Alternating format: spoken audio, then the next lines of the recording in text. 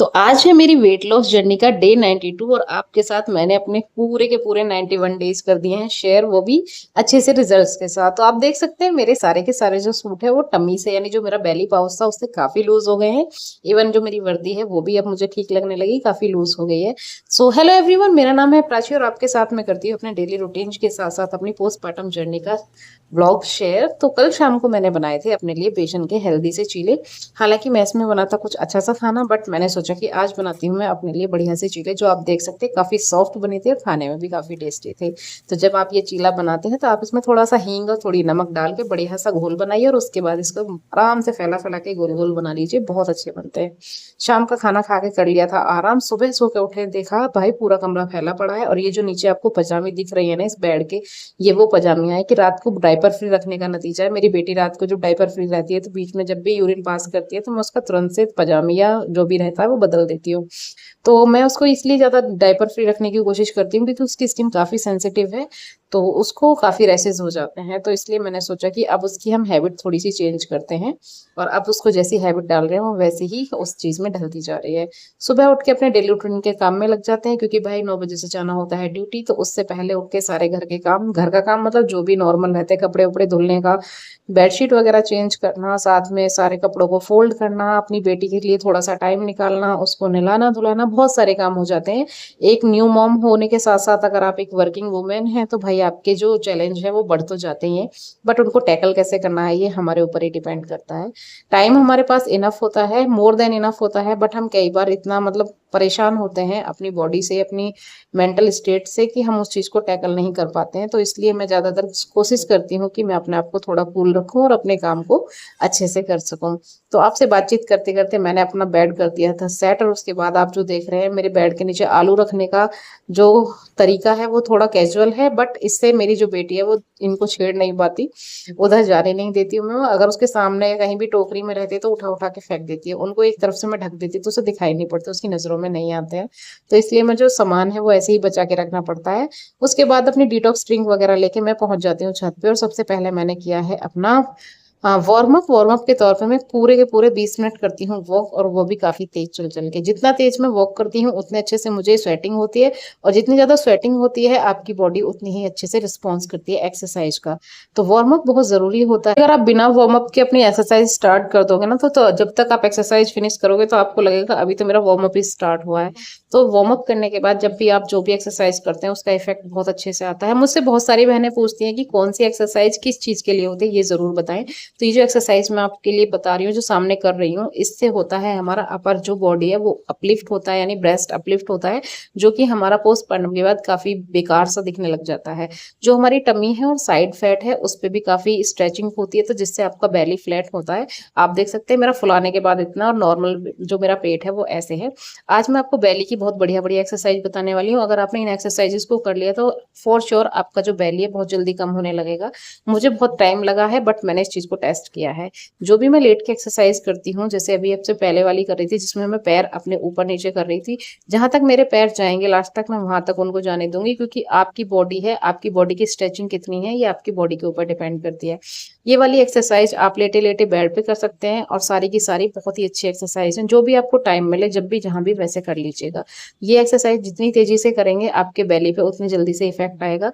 तो मेरा जो बेली पाउच था वो आगे की तरफ शिफ्ट हो गया है, पहले बहुत ज्यादा लटका हुआ था लेकिन अब वो साइड से जो कोर है मेरी वो ठीक हो गई है, बट अभी आगे की तरफ थोड़ा सा रह गया है, जिसको अभी फिक्स होने में थोड़ा टाइम लगेगा। बट मैं आपके साथ अपनी ये जर्नी शेयर कर ही रही हूँ तो आपको मैं दिखाती रहूंगी कितना इंप्रूवमेंट हुआ कितना नहीं। ये वाली एक्सरसाइज भी भाई साइड फैट और आपका बेली जो है बहुत अच्छे से कवर कर देती है उसको, लेकिन आपको करने सबके तीन तीन सेट है, यानी 20 का एक सेट होता है, तो 60-60 तो कम से कम करना ही है।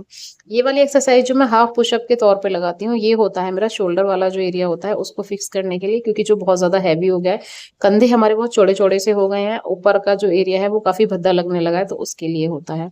ये साइड फैट के लिए बहुत बेहतरीन एक्सरसाइज है, इनहेल और एक्सहेल के साथ आप इसको करिएगा, बहुत अच्छे रिजल्ट देती है। साइड फैट मेरा ऑलमोस्ट चला गया है, जो मेरा फैट है अभी जो वो सारा का सारा टमी पे बेली पाउच पे बचा हुआ है, जो कि धीरे धीरे घट रहा है। अब मैं मलासन भी बहुत अच्छे से कर सकती हूँ, पहले मुझसे नहीं होता था। स्केटिंग में काफी तेजी से कर लेती हूँ, अब फिलहाल कर लेती हूँ। आप देख सकते हो जो मेरा प्लाजो है ये वो काफी मतलब स्किन से चिपकने लगा है, काफी ज्यादा मेरा मतलब वेट जो है ठीक हो गया है।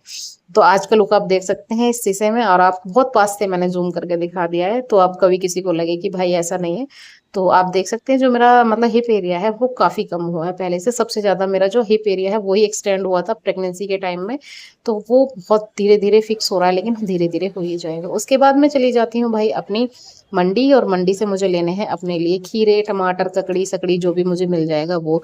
तो यहाँ मुझे लगा कि यहाँ भीड़ ज्यादा है, तो मैं दूसरी जगह जाके 2 किलो खीरे लिए हैं। आजकल भाई मंडी में सुबह सुबह जब जाते हैं तो हरी सब्जियां बहुत अच्छे से मिल जाती हैं। समर सीजन है तो समर में हमें यही सारी चीजें खानी भी चाहिए।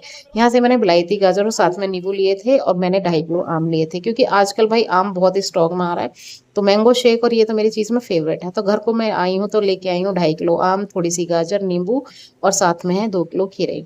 और शाम को जो खाना बना था वो ये था, जिसमें आलू पालक की सब्जी थी, थोड़े से चावल थे, और थोड़ी सी थी दाल और 2 रोटी। लेकिन मैंने कल चीले खाए थे तो मैंने आपको बताया, तो ये खाना खाया था मेरी मौसी ने। उसके बाद मैंने डाला है अपने कूलर में पानी भाई, उसके लिए जरूरी है, गर्मियां बहुत हैं, तो मैं जब ड्यूटी जाती हूँ तो मेरी बेटी और मौसी रह जाती हैं, तो छोटे छोटे जो काम होते हैं वो मैं करके ही जाती हूँ ऑलमोस्ट। फिर मैंने अपने लिए 2 खीरे, एक गाजर और साथ में एक नींबू, यानी काला नमक डाल के और नींबू डाल के उनको खाया है। तो उसके बाद मैंने कटिंग कर ली थी, क्योंकि मैं सबसे पहले खाली पेट एक्सरसाइज करने के बाद इसी चीज को खाना प्रीफर करती हूँ। इससे मेरा पेट पूरे दिन फुल सा रहता है, और साथ में मेरे पेट में एसिडिटी बिल्कुल भी नहीं होती है। और जब होती है तो मैं समझ जाती हूँ कि हाँ मैंने आज कुछ गड़बड़ करी है।